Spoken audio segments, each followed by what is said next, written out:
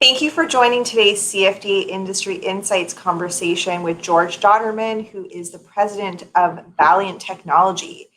George is joining us for our second conversation about cyber attacks, and today we're going to be discussing how one can take action in the event of a cyber breach. So thank you, George, for joining us again. Thanks for having me. Appreciate it. So, in the event of a cyber breach, what could happen to your company's information and to your customers' information? It can be pretty devastating. You could have a full release of data, or you could lose access to the data, which is almost as bad.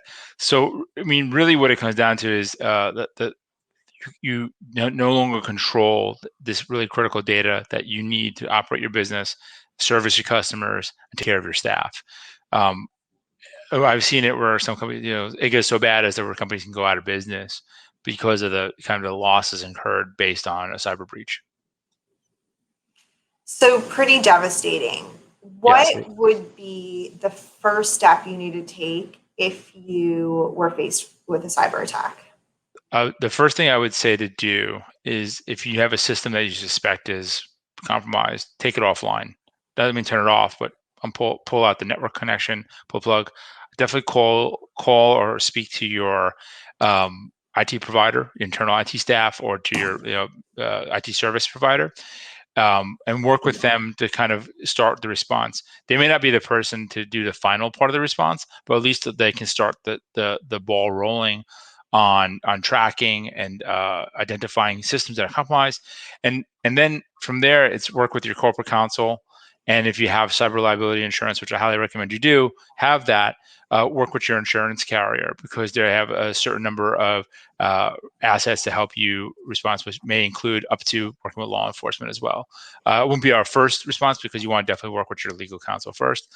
But really, and I highly recommend having part of your kind of pre-flight, your protocols, is have a bit of an incident response plan written out, like who to call, how to get in touch with them, and who they are and what they do. So. Are there any other services out there? You mentioned legal counsel. Mhm. Should companies be communicating with in the event of a cyber breach or reaching out to? I would start with the legal counsel. I would start with insurance. I would work with the insurance company, IT provider. They may bring in different specialists, or if you have, depending on the size of the breach, you may want to work with your PR professional as well, depending on what was released and what was in the attack.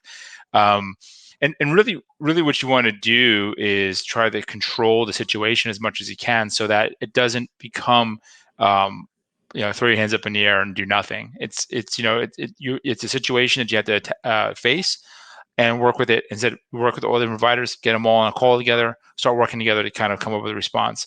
Some of it may be an unfun conversation, but better than to try to ignore it. That's not happening. And I think one of the most important is to be very transparent, because there could be legal ramifications if you're not transparent with your customers and your staff.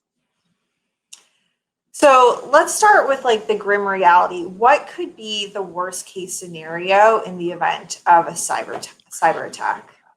The worst case scenario is a combination of the total loss of the data, where it's encrypted or destroyed, and or released onto what's called the dark web, where cyber criminals and other people will get access to it and use it for all sorts of sell it and use it for nefarious purposes.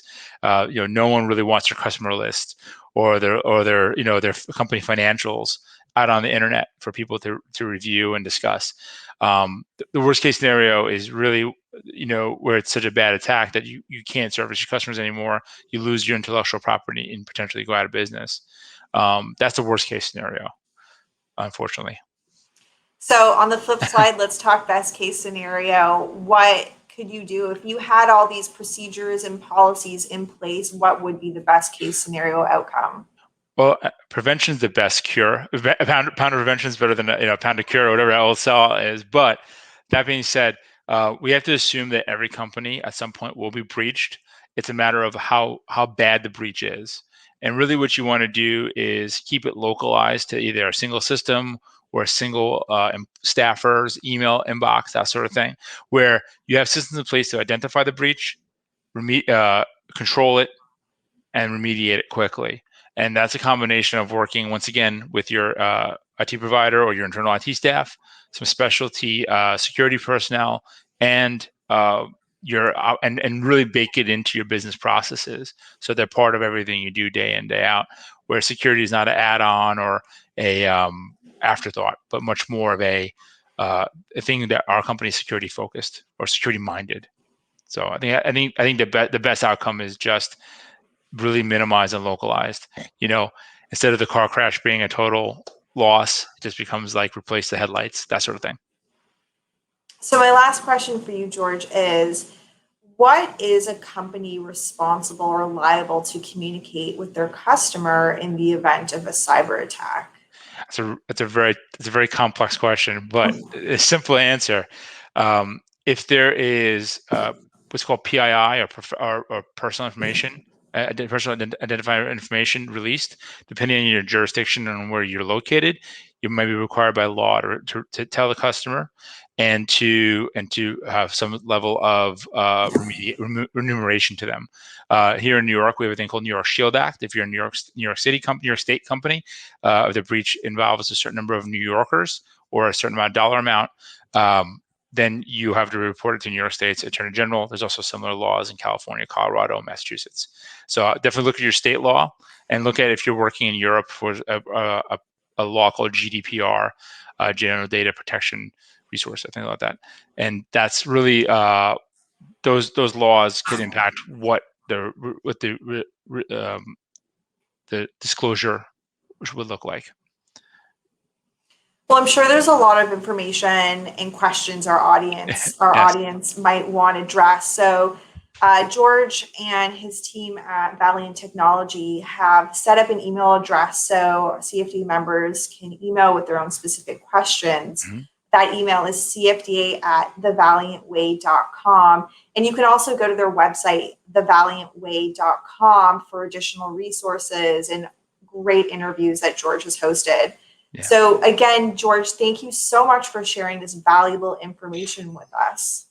Thank you, Sasha. I really appreciate the opportunity. And if anyone has any questions, please feel free to shoot us an email.